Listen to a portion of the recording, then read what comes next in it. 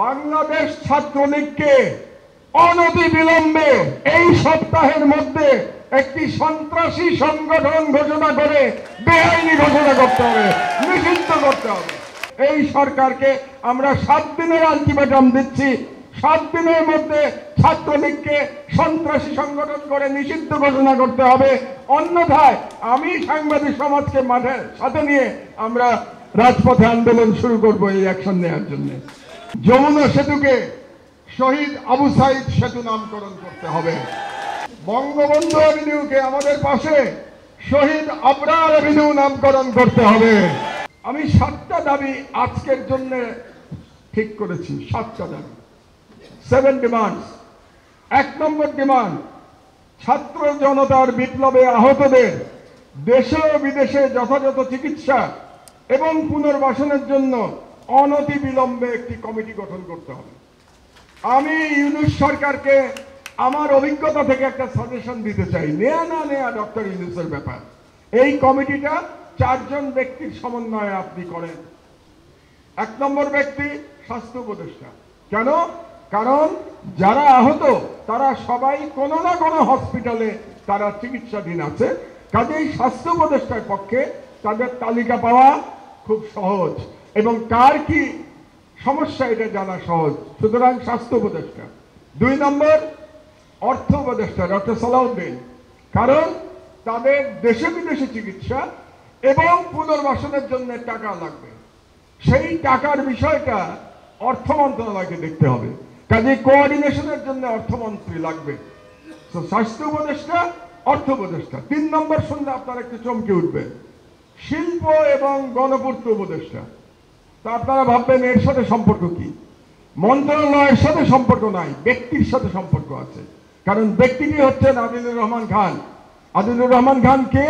তিনি একজন মানবাধিকার কর্মী, তিনি আন্তর্জাতিকভাবে সমাদৃত একজন মানবাধিকার কর্মী। আর এই যে চিকিৎসা এবং তাদের পুনর্বাসন, এটা মানবাধিকারের ব্যাপার। কাজে আদিলুর রহমান খানকে এই কমিটিতে লাগবে। 3 জন। আর 4 নম্বরকে, 3 জন তো বয়স্ক গেল, একজন তরুণ লাগবে না? আমাদের এই যারা লড়াই করেছে, যারা ভ্যানগার্ড ছিল বিপ্লবে, তাদের লাগবে না? সেটা হচ্ছে মাহফুজকে লাগবে। মাহফুজ হচ্ছে ডক্টর ইউনূসের রাজনৈতিক সচিব আর উপদেষ্টা, যাই হোক, সহকারী। কেন মাহফুজকে লাগবে? কারণ মাহফুজ ইজ দ্য চোখ এবং কান ডক্টর ইউনূসের, এবং সে রিপ্রেজেন্ট করে ইয়াং জেনারেশনকে। কাজে মাহফুজকে এই কমিটিতে লাগবে। আমি ডক্টর ইউনূসকে সাজেশন দিলাম, গ্রহণ করা না করা তার ব্যাপার। এই 4 জনের সমন্বয়ে আপনি অনতিবিলম্বে একটা কমিটি গঠন করে দেন।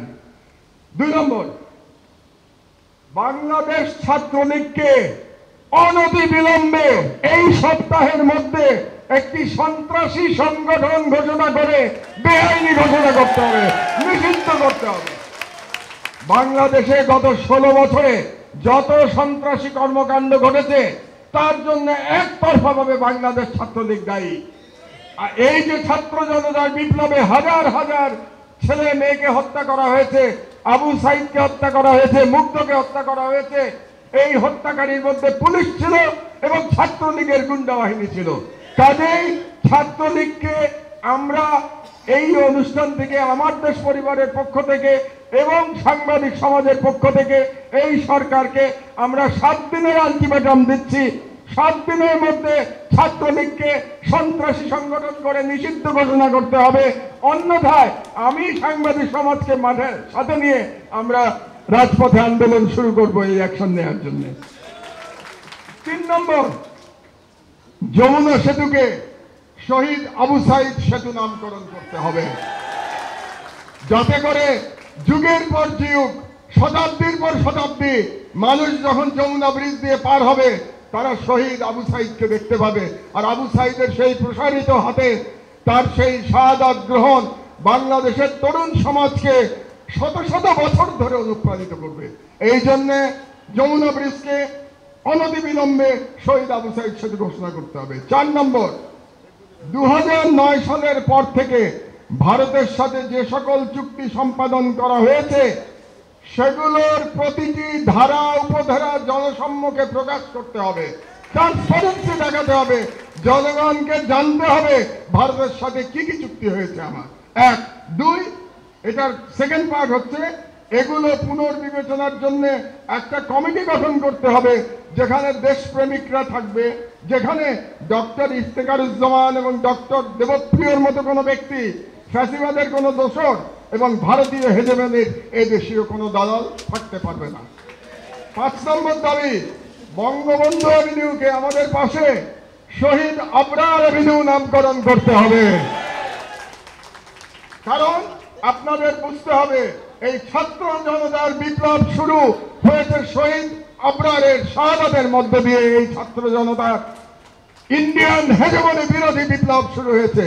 এই বিপ্লবের জন্য তার নাম বঙ্গবন্ধু অ্যাভিনিউ থাকতে পারবে না এখানে, এটা শহীদ আবরার অ্যাভিনিউ করতে হবে। আর শেখ মুজিবুর রহমানকে মনে রাখতে হবে আপনাদেরকে, আপনারা যারা শেখ মুজিবুর রহমান সম্পর্কে এক ধরনের সফটনেস আপনাদের মধ্যে আছে, আপনাদের মনে রাখতে হবে শেখ মুজিবুর রহমান স্বাধীন বাংলাদেশের প্রথম স্বৈরাচারী নেতা, এবং শেখ মুজিবুর রহমান ফ্যাসিস্ট শেখ হাসিনার ফ্যাসিবাদের আইকন। একটা ফ্যাসিবাদ উত্তর বাংলাদেশে কোন ফ্যাসিবাদের আইকনের নামে কোন স্থাপনা থাকতে পারবে না। পরিষ্কার কথা আমাদের। শেখ মুজিবুর রহমানকে আমরা ফ্যাসিবাদের আইকন হিসাবেই দেখি, এবং এর জন্য যদি কেউ দায়ী থাকে সে শেখ হাসিনা নিজে দায়ী, কারণ 16 বছর ধরে সে শেখ মুজিবকে সর্বত্র ফ্যাসিবাদের আইকন হিসাবে প্রতিষ্ঠিত করেছে। 6 নম্বর দাবি, ওয়ার্ল্ড হেলথ অর্গানাইজেশন থেকে ফ্যাসিস্ট হাসিনার কন্যা সাইমা ওয়াজেদ পুতুলের নমিনেশন অনতিবিলম্বে প্রত্যাহার করতে হবে। কারণ এই পুতুলকে নমিনেশন দেওয়া হয়েছিল জালিয়াতির মাধ্যমে প্রথমত, আর দ্বিতীয়ত অনেকে বলে থাকেন যে এটা তো ওয়ার্ল্ড হেলথ অর্গানাইজেশনের ব্যাপার, আমরা যদি নমিনেশন উইথড্র করি তাহলেও হয়তো তারা তার পদ থেকে সরাবে না। কিন্তু সেটা ভিন্ন প্রসঙ্গ। ওয়ার্ল্ড হেলথ অর্গানাইজেশন সরাবে কি সরাবে না এটা তাদের ব্যাপার, কিন্তু আপনি সরকার, এই বিপ্লবোত্তর ডক্টর ইউনূসের সরকার, আপনাকে সিগন্যাল দিতে হবে, মেসেজ দিতে হবে। এটাকে আপনাকে মেসেজ হিসাবে ধরতে হবে যে বাংলাদেশ সরকার পুতুলের নমিনেশন WHO-তে প্রত্যাহার করে দিয়েছে। এটা হচ্ছে আমার 6 নম্বর দাবি। আর নম্বর 7, আমি এবার জেলে গিয়ে 2 জন ব্যক্তি যারা জেলে মারা গেছেন তাদের মৃত্যু নিয়ে এই 5 দিনে অনেক কথা শুনে এসেছি। বিগত ফ্যাসিবাদী সরকারের আমলে তারা মৃত্যুবরণ করেছেন, কিন্তু আমাকে জেল থেকে যেটা বলা হয়েছে 2 জনকেই হত্যা করা হয়েছে। এটা জেলের 90% কয়েদিদের ধারণা, যে আমি নাম বলছি আপনাদেরকে একটু পরে, যে 2 জনকেই ফ্যাসিবাদী সরকার হত্যা করেছে। তার মধ্যে একজন আমার বন্ধু, আমার ক্লাসমেট, বুয়েটের ছেলেরা আজকে এখানে আছে, তোমরা জেনে রাখো, যার কথা বলছি সে বুয়েটের ছাত্র, বুয়েটে আমার ক্লাসমেট ছিল। তার নাম lieutenant general major brigadier general Rahim. Brigadier general Rahim জেলে বন্দী ছিল 10টা অস্ত্র মামলা এবং 21 আগস্ট গ্রেনেড হামলার মামলায়, এবং তাকে বলা হয়েছে সে হার্ট অ্যাটাক করে মারা গেছে। কিন্তু আমাকে বলা হচ্ছে যে তার হার্ট অ্যাটাক হয়েছিল, তারপরে তার চিকিৎসা করা হয়নি। এখানে ডাক্তার একজন বসে আছে, ডাক্তার সালাউদ্দিন, তাকে যখন আইসিইউতে নিয়ে গেছে, আইসিইউ এর বিদ্যুৎ বন্ধ করে দেওয়া হয়েছিল, পাওয়ার ছিল না, আইসিইউতে কোনো ইলেকট্রিসিটি ছিল না, 2 থেকে 3 ঘন্টা ইলেকট্রিসিটি ছিল না। ওইখানে ওই অবস্থায় ব্রিগেডিয়ার জেনারেল রহিম মারা গেছে, রীতিমতো ছটফট করতে করতে মারা গেছে। এটা আমাকে একজন কয়েদি বলেছে, সত্য মিথ্যা আমি জানি না, আমি শুধু বললাম এই একজন। আর দ্বিতীয় ব্যক্তি বিএনপির নেতা নাসিরউদ্দিন পিন্টু। নাসিরউদ্দিন পিন্টুকেও বলা হয়ে থাকে রাজশাহী জেলে তাকে হত্যা করা হয়েছিল। কাজেই এই সরকারের কাছে আমার 7 নম্বর দাবি, আপিল বিভাগের একজন বিচারপতির নেতৃত্বে একটা বিচার বিভাগীয় কমিটি করতে হবে, তদন্ত কমিটি।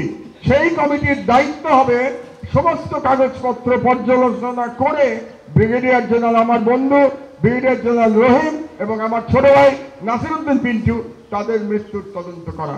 এই 7টি দাবি আজকে আপনাদের এই অনুষ্ঠান থেকে জনগণের পক্ষ থেকে আমি সরকারের কাছে বললাম। আমরা এই সরকারকে কিন্তু সহযোগিতা করতে চাই। আমি বারে বারে বলছি, কারণ হচ্ছে, কারণটাও বলেছি, শহীদদের রক্তের উপর দিয়ে এই সরকার প্রতিষ্ঠিত হয়েছে। কাজে সরকারেরও এমন কিছু করা উচিত না যাতে করে কোনো কারণে আমাদের আস্থায় ফাটল ধরে। আমি আশা করতে চাই ডক্টর ইউনূসের সরকার সফল হবে, সফলভাবে তাদের সকল দায়িত্ব শেষ করে দায়িত্ব ইলেক্টেড গভর্নমেন্টের কাছে দিয়ে তারা চলে যাবেন।